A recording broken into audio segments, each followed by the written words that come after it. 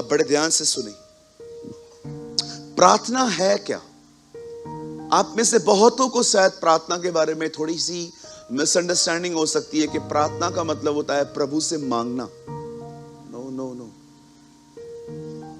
प्रार्थना परमेश्वर से मांगना नहीं है, प्रार्थना परमेश्वर से बात करना है। जब भी हमारे मन में वर्ड आता है ना प्रार्थना, इसका मतलब मांगो, no no no no no. प्रार्थना का मतलब होता है खुदा से बात करना। परमेश्वर से क्या बात करें? आपके अंदर जो कुछ भी चल रहा है, चाहे आप हैप्पी हो, चाहे आप डिस्टर्ब हो, चाहे आप कंफ्यूज्ड हो, चाहे आप कहां पर भी हो, सब कुछ खुदा को बताओ। जरूरी नहीं है कि आपको सिर्फ मांगना ही है, आप परमेश्वर से हर चीज बात कर सकते हो। ये न होने के कारण ही आज लोग फ्रस्ट्रेट, डिस्टर्ब और चिंताओं से भरे हुए हैं, क्योंकि सिर्फ बातें आ रही हैं, निकल नहीं रही हैं। आज बहुत सारे लोग खुदा से बात न करने के कारण बीमार हैं। आज बहुत सारे लोग प्रभु से बात न करने के कारण कमजोर हैं, क्योंकि सब कुछ आपके अंदर आता जा रहा है, आता जा रहा है, आता जा रहा है। अरे भैया, कितना लोगे? निकालो भी तो सही। आप कुछ लोगों को कभी हैप्पी नहीं देख पाओगे। सबसे पहले तो मुझे एक बात याद रखो, सुनो, आप घुटनों पे प्रेयर करते हो, आई ऑनर यू, 100% करनी चाहिए। लेकिन कभी आप घुटनों पे प्रार्थना नहीं कर पा रहे हो तो अपने आप को कंडेम मत करो। आज प्रार्थना को समझो, वो कितनी खूबसूरत और कितनी हल्के जुए वाली चीज है। कुछ लोग को मैं कहता हूं प्रार्थना करो, उनका सर हैवी हो जाता है। क्यों हैवी हो जाता है? Because you have a misunderstanding. आपको प्रार्थना के बारे में कुछ गलत जानकारी है। यीशु ने कहा तुम सत्य को जानोगे, सत्य तुम्हें स्वतंत्र करेगा। किस चीज से? झूठ से। जो झूठी अंडरस्टैंडिंग है ना तुम्हारे अंदर, ट्रुथ, उससे तुम्हें फ्री करेगा। कितनी बार ऐसा हुआ होगा आपके साथ कि आप कुछ सोच रहे थे पर आपको बाद में पता चला यार ऐसा तो कुछ है ही नहीं। मैं कभी कभी बोलता हूं ना प्रार्थना, फिर आपके दिमाग में आता है पहले कमरे में जाना है, 15 मिनट पाप मानने हैं, रोना है, उसके बाद, और ये सब घुटनों पे होना चाहिए, उसके बाद हाय प्रभु, हो प्रभु, हाय प्रभु, हो प्रभु करना है, मारना है, पीटना है। उसके बाद प्रभु ऐसे खुश नहीं होते हैं, 2 गीत गाने पड़ेंगे। आप मुझे बताओ ऐसी दुआएं किसका मन करेगा करने का? मेरा ही नहीं करेगा कि इतने सारे बोझों को हम ले जाते हैं। एक भाई ने मुझे एक पेपर दिया, प्रार्थना ऐसे करनी है। लिखा था पहले 15 मिनट धन्यवाद दो। 15 मिनट धन्यवाद दो यार, इतने विषय ही नहीं है मेरे पास। उसके बाद 15 मिनट स्तुति आराधना करो, ओके। उसके बाद 15 मिनट पाप मानो। मैंने कहा इतना बड़ा पापी हूं 15 मिनट पाप मानू यार? भैया मैंने सालों तक की है, फिर मैं एक ही पाप बार बार मान के 15 मिनट पूरे करता था। प्रभु मैं पापी, मैं गुनहगार, मैं पापी, मैं गुनहगार। एक बार तो मुझे खुदा ने कहा तू उन पापों की माफी मांग रहा है जो 2 साल पहले माफ कर चुका हूं मैं। Sorry Lord. मुझे प्रभु ने कहा पेपर फाड़, कम जैसा तू है आ, डोंट डेकोरेट योरसेल्फ। कहिए अपने बाजू वाले को, खुद को डेकोरेट करना बंद करो। कुछ लोग सारी प्रार्थना प्रभु से अलग होके करके आते हैं और प्रभु को लास्ट में बोलते हैं खाली यीशु के नाम में आमीन। प्रभु बोलता है दिया क्या? किस चीज के ऊपर आमीन बोल रहा है तू? ये तो तेरा नियम है, रोज तू करता है। जिस भी बाइबल के शब्द को सुन के आपका दिमाग हैवी हो जाए ना, आप याद रखना आपको कुछ गलत जानकारी है। यीशु ने कहा मेरा जुआ हल्का है। कभी जुआ हल्का होता है? लेकिन ये चमत्कार है। यीशु कहता है जो मेरा वजन है ना वो भी हल्का है। हालेलुया। कुछ समझ पा रहे हैं आप लोग? प्लीज समझो। जिस दिन आप प्रार्थना की मीनिंग समझ गए ना, आप बिलीव करो आप प्रार्थना के सिवा कुछ नहीं करोगे। अब लगे नहीं यार मेरे को रहने दो इधर ही, मुझे प्लीज मत घसीटो। बदर मुझसे प्रार्थना नहीं होती, मैं कभी कभी उनसे पूछता हूँ प्रार्थना क्यों नहीं हो रही है, पहले बताओ। तो वे बताते हैं। मैं उनको बोलता हूँ प्रार्थना करने का तरीका बताओ। ब्रदर पहले मैं 10 मिनट में आराधना करता हूँ, फिर 10 मिनट मैं पाप मानता हूँ, फिर 10 मिनट के बाद अगर मुझे रोना नहीं आता है तो मैं जानबूझ के खुद को रुलवाता हूँ। उसके बाद अगर मैं न रोऊं तो मुझे लगता ही नहीं है मेरी प्रार्थना हुई है आज। मुझे बताइए कैसे होगी ये प्रार्थना कंटिन्यू? इतने आपके नियम हैं, ये प्रार्थना लग रही है आपको? आप जानते हो चेले इतना इंप्रेस हुए थे उससे प्रार्थना करते हुए देखकर कि उन्होंने कभी उससे नहीं कहा कि हमें प्रचार करना सिखा, पर उन्होंने आके उससे कहा हमें प्रार्थना करना सिखा। हम जानते हैं तेरी प्रार्थना बहुत डिफरेंट है। हमने फरीसियों को भी देखा है जो लंबे लंबे चौगे पहन के बड़ी बड़ी प्रार्थनाएं करते हैं, लेकिन जब हम तेरी दुआ सुनते ना, तेरी दुआ सुनने में भी मजा आता है। अभी कैसे तू बच्चों की तरह कहता है पिता बाप हमें प्रार्थना करना सिखा। तब यीशु ने कहा आओ मैं तुम्हें सिखाता हूं। जब कभी तुम बात करो तो पहले ये मत कहो अब्राहम इसहाक और याकूब का परमेश्वर, नो प्रॉब्लम, ये भी कह सकते हो, पर पहले ये कहो ऐ हमारे बाप। कितना हल्का कर दिया जीसस ने कि वो जज बात में है, पहले वो तुम्हारा पिता है। कितना पर्सनल वर्ड है ना, पापा। आप ऐसे भी कह सकते हो। सोचो कितना हल्का कर दिया उसने आपको। आप अपने चाचा के घर पे शायद जूते पहन के नहीं बैठ सकते, लेकिन आप अपने बाप के घर में आप कैसे भी बैठ सकते हो। आप सोचो मेरी बहनों, जब आपकी सांस आती है तो आपको कैसे बैठना पड़ता है, लेकिन आप जब मां के घर पे आते हो,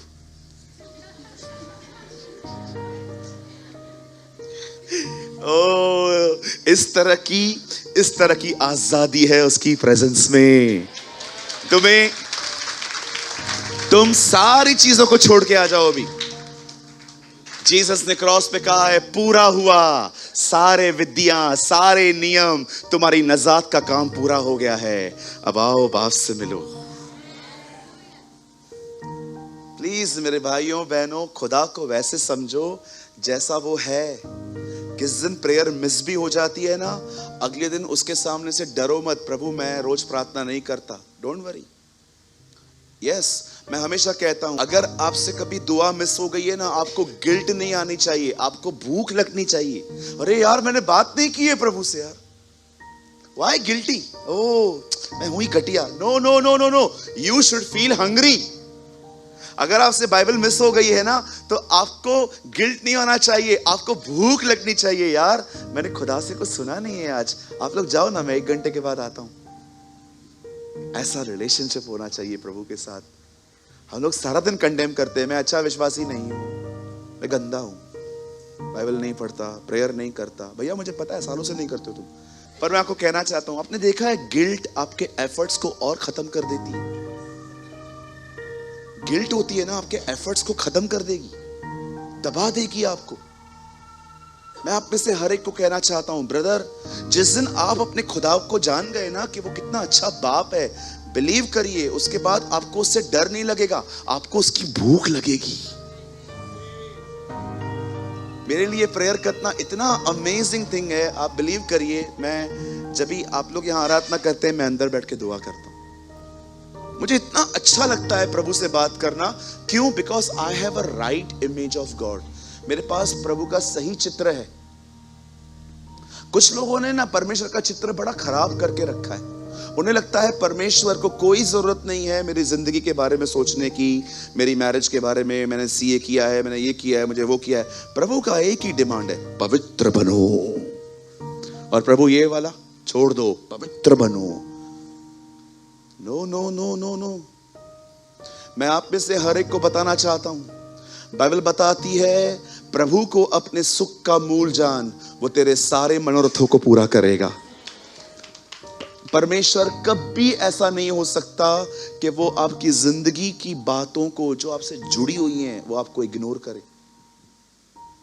आप समझ पा रहे हैं? प्लीज, परमेश्वर को आपको पता है वो आपकी कैसी केयर करता है। मैं आपको बताऊं, थोड़ा जानना चाहेंगे? यीशु ने कहा तुम्हारे बाप की मर्जी के बगैर 2 पक्षी भी जमीन पे नहीं गिरते। एक पक्षी जो ऊपर से जमीन से आसमान से मर के नीचे गिरता है, वह परमेश्वर जो सिंहासन पर बैठा है उसे पता चलता है कि एक बर्ड मरा है। यीशु क्यों कह रहा था ये बात? यीशु ये समझा रहा था जब बर्ड का मरना उसे पता चलता है तो तुम्हारे बारे में उसे क्या नहीं पता होगा। दाऊद तो इतना अंदर गया कि दाऊद कहता है जब मैं नींद से उठ जाता हूं उसे पता चल जाता है। वो मेरा उठना और मेरा बैठना जान जाता है। आप जानते हो उसने कहा एक जगह पे, क्या तुम इन फूलों को देख रहे हो? कितना अच्छा खुदा ने इनको 2 दिनों के लिए सजाया है। 2 दिन के बाद ये मुरझा जाएंगे। तो हे अल्पविश्वासियों, वो तुम्हें क्यों न पहनाएगा। वो कहता है 2 दिन जो जिंदगी खाली जिसको दी गई है, खुदा ने उसे भी इतना अच्छा रखा, तो क्या वो तुम्हें बुरा रखेगा? Read it. समटाइम्स देखो जीसस कैसे एग्जाम्पल दे के बताता था कि इन सांसनों के फूलों को देखो, आज है कल मुरझा जाएंगे।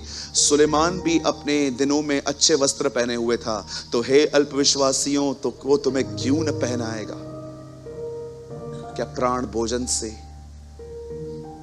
और शरीर वस्त्र से बढ़कर नहीं है? एक दिन यीशु मसीह सबत के दिन लोगों को ठीक कर रहे थे। लोग आके कह रहे थे सबत के दिन क्यों करते हो? प्रभु ने कहा अगर तुम्हारा गधा और घोड़ा पानी में गिरता है सबत के दिन, तुम उसे नहीं उठाते, भला मनुष्य का मूल्य गधों और घोड़ों से कितना बढ़कर है। मैं आप में से हर एक को कहना चाहता हूं, सुनिए, परमेश्वर सदैव नियमों के साथ आपके पास नहीं आएगा। God never come always with dos and don'ts. ये न कर, ये न कर, ये न कर, ये न कर, ये न कर, ये न कर। याद रखिए वो एक बाप है। और आपको पता है इस सभा में अभी भी अब आपके अंदर उससे बात करने की जिज्ञासा आती होगी। क्यों? क्योंकि आपको पता है अब प्रार्थना क्या है। Don't decorate your prayer. अपनी प्रार्थना को डेकोरेट मत करो। आप जैसे हो उसके पास जाओ। आपके अंदर हमेशा ये इमेज बैठनी चाहिए। लिसन टू मी, जितने भी लोग यहां बैठे हैं, मैं आप में से हर एक को कहना चाहता हूं, आपके अंदर ये इमेज होनी चाहिए। पाप में गिरने के बाद आदम ने उसे नहीं पुकारा, वो आया। आदम तू कहां है? वो वेट नहीं करता है आपके आने का। वो आके कहता है चल, मुझे पता है तू नहीं आएगा। मुझे पता है पाप के अंदर बड़ी गंदी चीज है एक, वो तुझे मुझसे दूर और छुपाएगा। चला जा। कितने लोग आज भी ये गवाह हैं, आपसे गुनाह हो जाने के बाद वो आपके पास आता है, क्या हुआ? पाप हो गया, चलो इधर आओ। काय को करता है तू? Please understand the fatherly love. आप समझो। कहिए अपने बाजू वाले को, अपने वस्त्र के कौर मत बढ़ाओ। आप जानते हो फरीसियों के जो कपड़े होते थे, उसके जो नीचे के जो बॉर्डर्स होते थे कुछ ज्यादा ही बड़े होते थे। कुछ लोग हैं ना, खुदा के कलाम के साथ अपने नियम भी जोड़ देते। कहिए नियम। हाँ,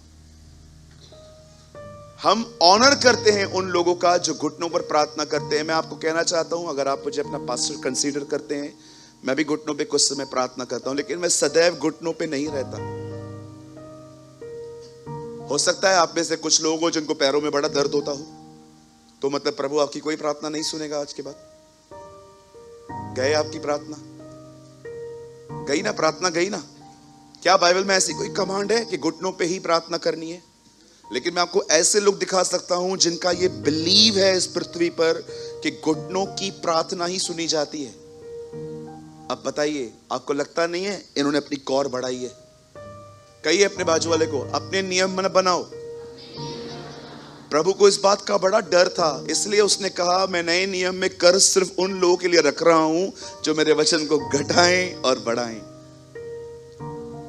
आई फील कि आप में से यहां कुछ लोग हैं जिनकी महीनों से वैसी प्रार्थना नहीं हो पा रही है जैसे आप करते आए हैं। आज खुदा आपको कहना चाहता है, बेटी बेटे मैं वैसा ही हूं, तू आजा आजा।